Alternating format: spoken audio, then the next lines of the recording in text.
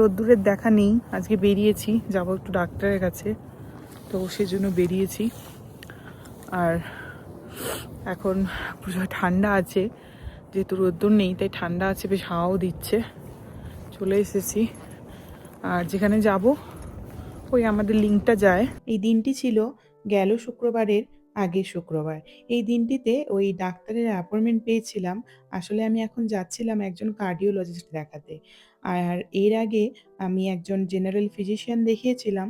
তো আমার কিছু সিম্পটমস বলাতে উনি কিছু ব্লাড টেস্ট করিয়েছিলেন, আর তার সঙ্গে আমাকে একজন কার্ডিওলজিস্টকে রিকমেন্ড করেছিলেন। আসলে এই যে আমার সমস্যা, একটা হার্টের আমার ছোট্ট সমস্যা রয়েছে, তো ওটা ইন্ডিয়াতে থাকতেও ছিল। তো এখানে আসার পর একটু বেশি ট্রিগার হচ্ছিল বলে তখন আমি ওই একজন জেনারেল ফিজিশিয়ানকে দেখিয়েছিলাম। তো উনিই তখন বললেন যে একজন কার্ডিওলজিস্টের কাছে ইমিডিয়েট যেতে। তো যার জন্যই এখন যাচ্ছিলাম। তো উনি একজন যে ডক্টর রিকমেন্ড করেছেন, তো সেই ডাক্তার ছিলেন ইন্ডিয়ান ডক্টর একজন। উনি অনেক কোয়ালিফাইড ডক্টর এখানকার। আর এই যে দেখতে পাচ্ছেন বিল্ডিংটা, এই বিল্ডিংটা হচ্ছে অনেক বড় একটা হেলথ সেন্টার। তো এখানে প্রচুর ডাক্তার বসেন আর বিভিন্ন রকমের ডিপার্টমেন্ট রয়েছে। খুবই একটা ভালো মানে হেলথ কেয়ার সেন্টার বলতে পারেন। আমাদের বাড়ির থেকে প্রায় ১০ মিনিটের পথ।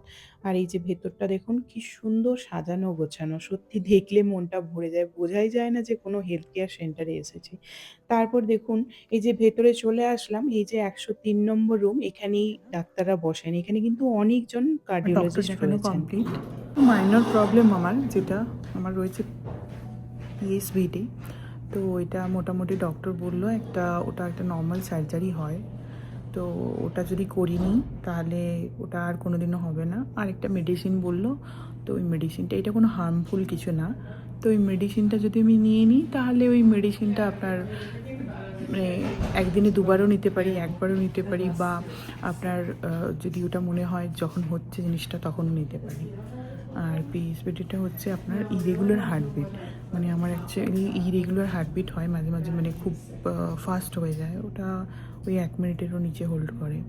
তো এইরকমই প্রবলেমটা। তো মোটামুটি ওটা কোনো লাইফ থ্রেটনিং কিছু না, তবে ঠিক হয়ে যাবে। ওটার জন্য অনেক মেডিসিন আছে, অনেক কিছু আছে বললো ডক্টর। তো একটু রিল্যাক্স হলাম ভেবে।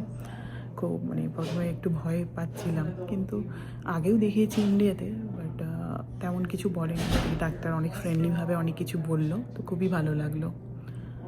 এই আর কি। এই যে তারপর ডক্টর দেখিয়ে বাড়ি ফিরে আসলাম। এখন আপনাদের ফুল জিনিসটা বলছি যে কিভাবে কি থেকে কি হয়েছে আর কেনই বা হয়। হ্যাঁ, তো সেটাই আমি আপনাদের খুলে বলব, বা ডাক্তার কি বললেন সেটা আরো ভালো করে আপনাদের জানাচ্ছি। আসলে আমার যে জিনিসটা হয় সেটা হচ্ছে পিএসভিডি।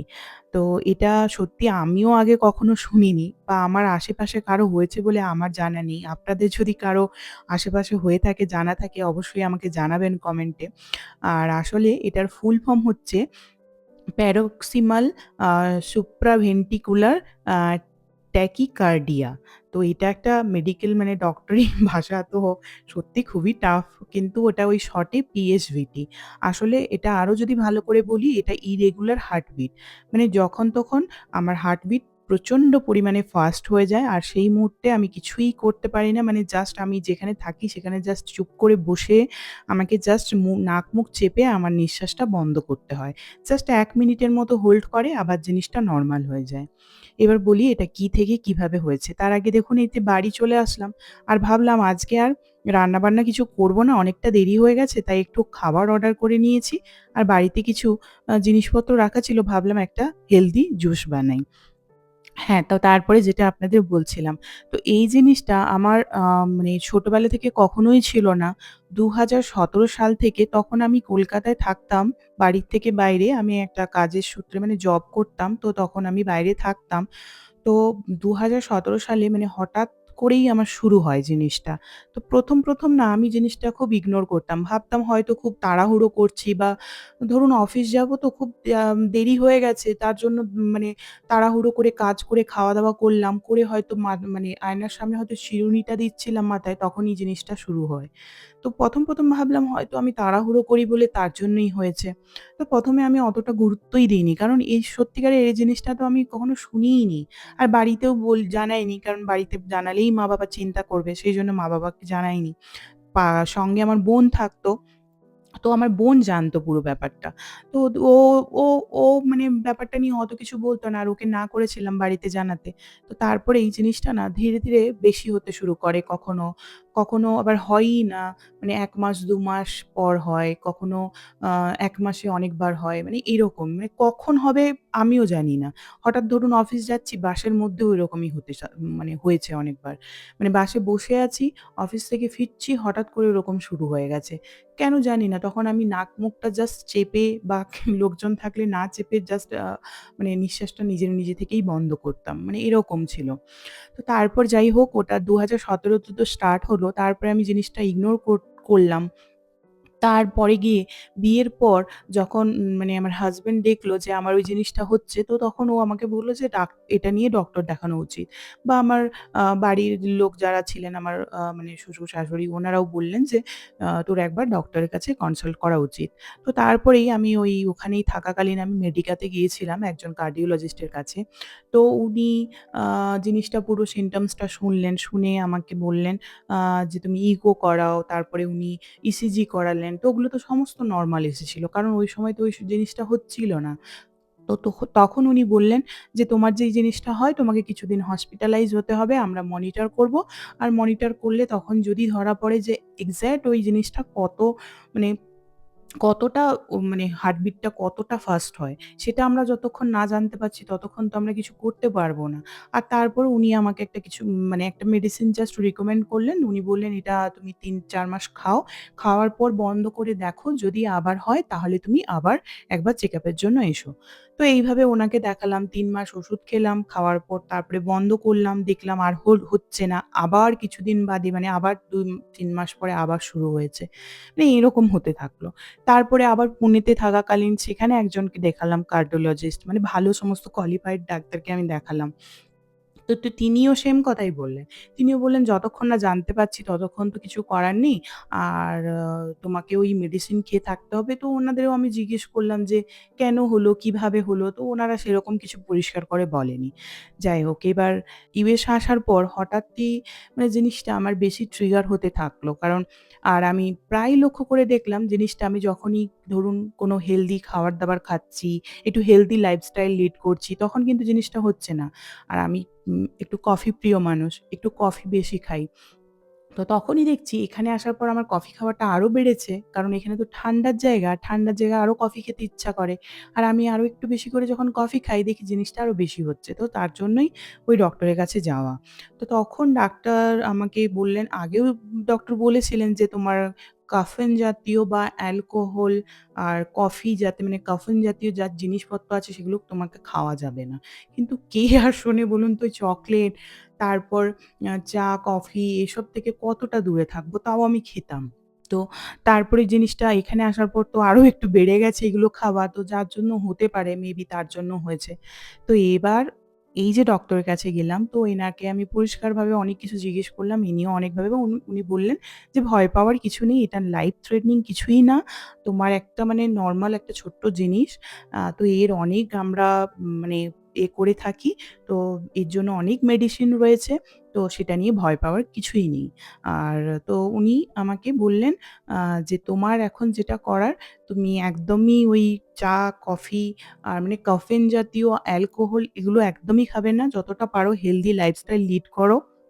আর আ তার থেকে বড় কথা হচ্ছে এটার মেডিসিন তো রয়েছে। তো তারপরে উনাকে আমি জিজ্ঞেস করলাম যে, "এটা নিয়ে ধরুন ফিউচারে আমি যদি প্রেগন্যান্সিতে কোনো প্রবলেম হবে কিনা?" তখন উনি ক্লিয়ারলি আমাকে জানালেন যে, "আমরা প্রেগন্যান্সির সময়ও একটা মানে মেডিসিন রিকমেন্ড করি। সেটা কিন্তু খুব সেফ মেডিসিন হয়। কারণ তুমি যখনই প্রেগন্যান্সি প্ল্যানিং করবে তখন কিন্তু ডাক্তার তোমাকে এইসব মেডিসিন খেতে দেবে না। তখন তুমি ওই সেফ যে মেডিসিনটা ওটা নিতে পারো। বাট ওই সময় কিন্তু এই জিনিসটা প্রচুর পরিমাণে ট্রিগার হবে। কারণ বিভিন্ন হরমোনাল চেঞ্জেস থাকে। তো সেই সময় কিন্তু তোমার এই জিনিসটা প্রচুর ট্রিগার হবে। আসলে ওটা কি জানেন? আমাকে মানে হার্টের মধ্যে একটা সূক্ষ্ম জিনিস, যেই জিনিসটা হার্টের মধ্যে একটা কারেন্ট উৎপন্ন করে। আর সেই কারেন্টটাই মানে তখন হার্ট রেটকে ফাস্ট করে দেয়। ওটা বেশি টাইম ধরে মানে হোল্ড করে না। আর এখানে আসার পর ও আমাকে যখন Apple Watchটা গিফট করেছিল, তো এই জন্যই পারপাসের জন্যই আমাকে আরও গিফট করেছিল। যখন আমি Apple Watch এ ওটা কয়েকদিন মনিটর করেছিলাম আমি, তো আমার হার্টবিট ধরুন কয়েক সেকেন্ডের মধ্যে প্রায় ১৮০, ২০০, ২২০ মানে এর মধ্যেই ঘোরাফেরা করত। তো যাই হোক, তো তারপর ডক্টরকে আমি জিজ্ঞেস করলাম যে, "এটা কি থেকে হলো বা কেনই বা হলো ২০১৭ থেকে? তার আগে তো হতো না।" তো ডক্টর তখন বললেন যে, "এটা আসলে তোমার জন্মের মানে যখন জন্মের সময় হার্ট সৃষ্টি হয়েছিল তখন থেকেই ছিল। বাট এটা না তখনও ম্যাচিউর হয়নি। তো এখন একটা বয়সের পর ম্যাচিউর হয়ে জিনিসটা ট্রিগার করছে। এ আর কিছুই ক্ষতি করে না। জাস্ট ওই আ মানে একটা ইলেকট্রিক উৎপন্ন করে আর হার্ট রেট ফাস্ট করে। এর কাজ হচ্ছে এটাই। যাক, এবার ডক্টর বললেন যে, "এটার একটা ছোট্ট সার্জারি রয়েছে। তুমি যদি সেটা করিয়ে নাও তাহলে ১ দিনের জন্য তোমায় হসপিটালাইজ হতে হবে। আর তাতে কিন্তু তোমার কোনো প্রবলেম হবে না। জাস্ট আমরা ওই জিনিসটা পুরো ব্লক করে দেব। তাহলে এই জিনিসটা তোমার আর কোনোদিনও হবে না।" তো এইটা শোনার পর তো আমার ভীষণ মানে আমি শান্তি পেয়েছি কি যা আর হবে না। কারণ অ চকলেট, পেস্ট্রি এসব কতদিন না খেয়ে মানুষ থাকতে পারে। আর তাছাড়াও ফিউচারেও অনেক কিছু প্রবলেম হতে পারে অনেক জিনিসে। তো সেইসব ভেবে দেখা যাক এখন কি ডিসিশন নিই। আর যাই হোক, তো লাইফ থ্রেটনিং কিছু না। তবে জিনিসটা সত্যি আমারও জানা ছিল না। আর সুন্দর করে পরিষ্কারভাবে বুঝিয়ে দিলেন ডক্টর। আর এখানে সত্যি ডক্টররা এত ফ্রেন্ডলি মানে বলে বোঝানোর নয়। ১ম এই গেলে না জানেন তো ডক্টররা সমস্ত হ্যান্ডশেক করে। আর এত ভালো লাগে আর ভীষণ মানে ফ্রেন্ডলি ভাবে আপনি সবকিছু বলতে পারেন। মানে মানে একদম হেসে, হেসে কথা বলে ভীষণ ভালো লাগে তখন জিনিসগুলো জানতে। আর মানে আমি যা কোয়েশ্চেন করেছি উনি সবই ক্লিয়ার করে দিয়েছেন। আমার জিনিসটা নিয়ে আর কোনো মানে আমার আর কোনো প্রবলেমই থাকলো না। তবে দেখা যাক আর কবে কিভাবে এটাকে ঠিক করা যায় সেটা দেখতে হবে। আ এটা কোনো রোগ নয় বা কোনো কিছুই নয়। এটা এখন এক্সট্রা ভগবানের দেওয়া হলে আমি কি করব সেখানে। যাই হোক, তারপর এই জানি না আপনারা এরকম শুনেছেন কিনা? কারো যদি আপনাদের জানা থাকে তাহলে অবশ্যই জানাবেন। যাই হোক অনেক গল্প করলাম আপনাদের সঙ্গে। করতে এখন দেখুন পৌঁছে গেলাম আসলে ঐদিনই ওই যে দেখলেন বিরিয়ানি অর্ডার করেছিলাম। তারপরে বিরিয়ানি অর্ডার করে একটু খেয়েছি। এই বাইরের খাওয়া-দাওয়া খাওয়া যাবে না, তাও কিন্তু খাই মাঝে মধ্যে। কি করব বলুন তো? রোজ কি বাড়িতে রান্না করে খাওয়া পসিবল আর হেলদি কত খাবো? একটু তো ইচ্ছে করে বাইরের একটুখানি মানে উল্টোপাল্টা খেতে। তো যাই হোক তারপর আসলে চলে যাচ্ছিলাম আমরা একটু যাচ্ছিলাম একটা জায়গায়। তো এই দিনটা ছিল আসলে ওই দিন নয়, এটা ছিল পরের দিন। পরের দিন শনিবার। তো আমরা এই দিনটাতে বেরিয়েছিলাম একটা জায়গা যাচ্ছিলাম বলতে, ওই আমি যাচ্ছিলাম একটা আল্ট্রা বিউটিতে আমার কিছু কসমেটিক্স নেওয়ার ছিল। আসলে আমি এখানে কসমেটিক্স ইউজ করি না এখানকার। আমি জানি খুব নামি দামি ব্র্যান্ড পাওয়া যায়। তবে আমি অরিফ্লেম ইউজ করতাম ইন্ডিয়াতে থাকতে। কিন্তু অরিফ্লেম দেখছি এখানে দেয় না, জানেন তো? ইউএসএ মানে ডেলিভারি দেয় না। তো ওটা ইউরোপ কান্ট্রিতে দেয় কিন্তু ইউএসএ দেয় না। কি অদ্ভুত! আর আমার কিছু জিনিস শেষ হয়ে গেছিল। তাই ভাবলাম ওখান থেকেই তুলে আনি। দেখুন কতগুলো জিনিস নিয়েছি। যাই আপনাদের বাড়ি দেখাবো। আর এক্ষুনি তো ইন্ডিয়া যাওয়াও হচ্ছে না, তাই আর আনাও হচ্ছে না। আর বাইরে ওয়েদারটা কি ভালো ছিল! মানে এত সুন্দর লাগছিল ওই দূরে পাহাড়গুলো দেখুন কি অদ্ভুত সুন্দর লাগছিল। আসলে কি বলুন তো, ওখানে থাকাকালীন আমি অরিফ্লেমের কিছু জিনিস প্রোডাক্ট ইউজ করতাম। মানে সবগুলো নয়, বাট কিছু প্রোডাক্ট ইউজ করতাম যেগুলো আমার ভীষণ ভালো লাগতো। যেমন লিপস্টিকটা আমার ভীষণ ভালো লাগতো। তারপর বলুন আ কি বলবো আপনাদের ওর অনেক কিছু প্রোডাক্ট ছিল যেগুলো আমার ভীষণ ভালো লাগতো। পারফিউম, এই যে দেখুন উইনচামসটা কত বড়। তারপরে এসেছিলাম একটু কস্টকো। কস্টকোতে কিছু বাজার নেওয়ার ছিল তার জন্য।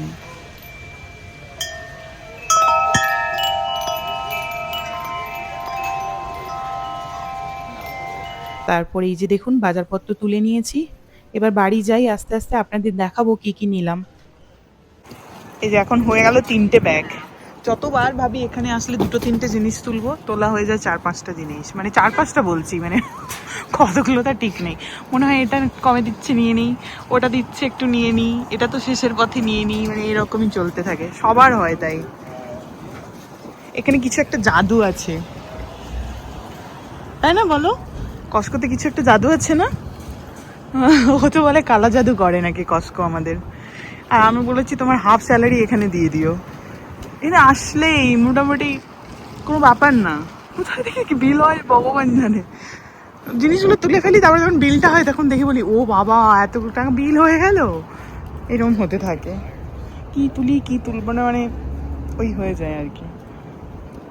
এই যে বাড়ি ফিরে গেলাম, তারপরে বাড়ি ফিরে না প্রচন্ড খিদে পেয়ে গেছিল। সেই সকালবেলা একটুখানি খাবার খেয়ে বেরিয়ে গিয়েছিলাম। তো তারপরে ভাবলাম কি খাওয়া যায়, কি খাওয়া যায়? তো ভাবলাম বাড়িতে কয়েকটা রটেলা ছিল। ওগুলো দিয়ে একটুখানি এগরোল বানাই। আর ভীষণ এগরোল খেতে ইচ্ছে করছিল। তো ওকে শসা পেঁয়াজটা কাটতে দিয়েছিলাম, ও একটু কেটে দিয়েছিল। আর আমি এদিকে রুটিগুলো ওই ডিম দিয়ে বানিয়ে নিয়েছিলাম। আর খুব বেশি কিন্তু তেল দিইনি। মানে একদমই তেলবিহীন বলতে পারেন। তো তারপর ওই জাস্ট ডিমটা ফ্রাই করার জন্য যেটুকুনি তেল লাগে। তারপরে একটু জিরে গুঁড়ো অল্প ছড়িয়ে দিয়েছিলাম, একটু নুন ছড়িয়ে দিয়েছিলাম। দিয়ে ওই যে শসা কুচি, পেঁয়াজ কুচি আর তারপরে কিছু কাঁচা লঙ্কা, তারপর আপনার কিছুটা টমেটো কেচাপ। এবার বানাচ্ছিলাম আর কিছু পালং শাক ধুয়ে নিয়েছিলাম। এখানে বলেছিলাম না আপনাদের পালং শাকটা বেবি স্পিনাচ পাওয়া যায় তো আর ভীষণ মিষ্টি হয় খেতে। ভালো লাগে মানে কাঁচাই খাওয়া যায়। তো এখানে লোকজন কিন্তু তাই খায়, কাঁচাই খায়। তো আমিও ওই রোলটার মধ্যে আরো হেলথি করার জন্য আমি কিছু পালং শাক দিয়ে দিয়েছিলাম। তো ও আমাকে বলল আমারটাই দেবে না। কারণ রোলের আমি কিছু পাবো না। তো ওরটা আমি নরমাল করে বানিয়েছিলাম আর আমার ২ টো বানিয়েছিলাম আমি পালং শাক দিয়ে। তো ওটাই এখন দেখি খাবো আর তারপরে রাতে দেখি আবার কি বানানো যায়। এই এক ঝামেলা। রোজ কি খাবো, কি খাবো? সত্যি যদি মাঝে, মাঝে মনে হয় যদি একটা বাড়িতে শেফ থাকতো কি ভালো হতো। যাকগে তারপর আপনাদের দেখাবো আমি কি, কি আমার কসমেটিক্স কিনে এনেছি। আসলে এখানে আমি ১ম বার ইউজ করছি বিশ্বাস করুন। এখানে অনেক জানি নামি দামি ব্র্যান্ড পাওয়া যায়। বিশ্বাস করুন ওইসব ব্র্যান্ডের প্রতি আমার কোনো আকর্ষণ নেই। মানে হলেই হলো একটা মোটামুটি এরকম। তবে কিনি শখে মাঝের মধ্যে ২-১ টা কিনি কিন্তু সেগুলো না আর ইউজ করি না, পড়ে থাকে। আমার বোন আমাকে বলে, "দিদি তুই কেন কিনিস যদি ইউজ না করবি?" তো এই আরকি। তাও কিনি। ইচ্ছে করে মাঝে মধ্যে কিনতে ভালো লাগে আবার জিনিসগুলো রেখে দিই। তারপরে মাঝে মধ্যে না বের করে দেখি যখন মন খারাপ হয়। তখন মনটা অটোমেটিক ভালো হয়ে যায়। যাই হোক ওই একটা হেয়ার সিরাম নিয়েছি। আরেকটা হোয়াইট পাউডার আর এই যে যেটা দেখছেন এটা হচ্ছে আপনার আ MAC এর মাস্কারা। আমি MAC এর জিনিস ফার্স্ট বার ইউজ করছি। হ্যাঁ, শুনলে হয়তো আপনাদেরও অবাক লাগবে। আমি MAC এর জিনিস ফার্স্ট বার ইউজ করছি। আমি এর আগে কিচ্ছু কিনিনি। না লিপস্টিক না নাথিং। আর এটা স্টেলার কাজল। তো এগুলো নিয়েছিলাম না কাজল না, আইলাইনার ছিল ওটা। আসলে এই MAC এর মাস্কারাটা আর স্টেলার আপনার আইলাইনারটা এগুলো 50% অফে দিচ্ছিল। আপনার ওই আল্ট্রা বিউটি একটা অ্যাপে দিচ্ছিল। তো ওখান থেকেই আমি জিনিসগুলো সমস্ত আগে থেকে মানে পারচেজ করে নিয়েছিলাম। ওই জাস্ট পিকআপ এর জন্য গিয়েছিলাম। এই যে ফার্স্ট টাইম ইউজ করব। আমি এর আগে সত্যিই ইউজ করিনি। আমার এর আগে যত জিনিস প্রায় মেক্সিমাম ওই অরিফ্লেমের। অরিফ্লেম, Maybelline, Lakme এইসবের টুকটাক। আ তো আমার মেকআপের প্রতি সত্যি অতটা টান নেই। তবে আমার বোন মেকআপ শিখেছে। ও আমাকে অনেক সাজেস্ট করে, "এটা লাগাবি দিদি করবি, এটা নিবি, এটা করবি।" আমি কিছুই করি না। কিছুই সত্যি কথা বলতে অত আমার মাথায় আসেও না। যাকগে আর এটা একটা হাইলাইটার ছিল। আর ওই ২ টো লিপস্টিক পছন্দ করে নিয়েছিলাম। লিপস্টিক দুটোও অফারে 50% করে অফারে দিচ্ছিল তাই জন্য তুলেছি। এই ব্যাস এই কটাই জিনিস নিয়ে এসেছি। যাই হোক আজকের ব্লগটা তাহলে এই পর্যন্ত। কেমন লাগলো ব্লগটা অবশ্যই জানাবেন। ভালো লাগলে লাইক করবেন। আর চ্যানেলটা সাবস্ক্রাইব করবেন, ফলো করবেন আর সাপোর্ট করবেন, সাথে থাকবেন। চলে আসবো আরো নতুন, নতুন ব্লগ নিয়ে। সবাই ভালো থাকবেন। আসি তাহলে আজকের মতো সবাইকে টাটা।